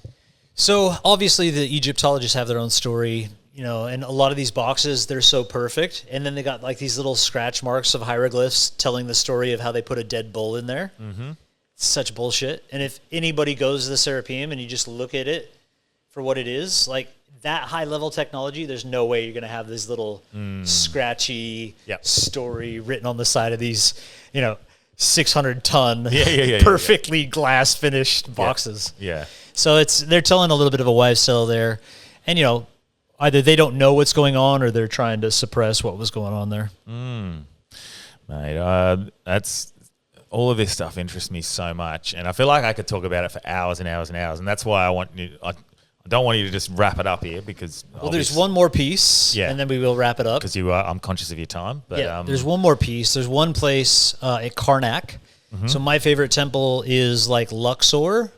I have some past life connections to Luxor. Okay, cool. Which people find out about eventually. But that's kind of the male temple, and right across there, there's an avenue of sphinxes, like 1 kilometer long of just sphinxes on both sides, and then it goes to Karnak. They used to take this obelisk into there and then back every year. It's like a fertility thing. But inside of Karnak Temple is the temple of Ptah and Sekhmet. And this is a statue of Sekhmet. Wow. So you have Ptah on one side, Sekhmet on the other, and you go all the way to the back. Nobody even knows it's there.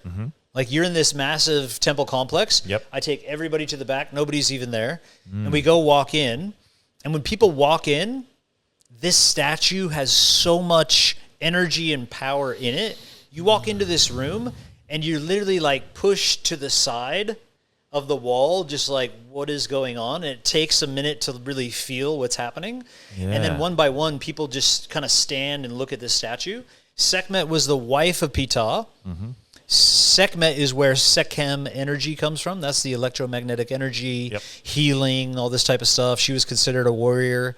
But this is one of the most profound rooms and energies of the entire place. And each person will spend a few minutes just standing in front of the statue, and it looks like it's alive. It looks like it's either blinking or going to bite you. It kind of looks like almost like a serpent or a Jar Jar Binks. Well, this is it looks like Jar Jar this is a cat.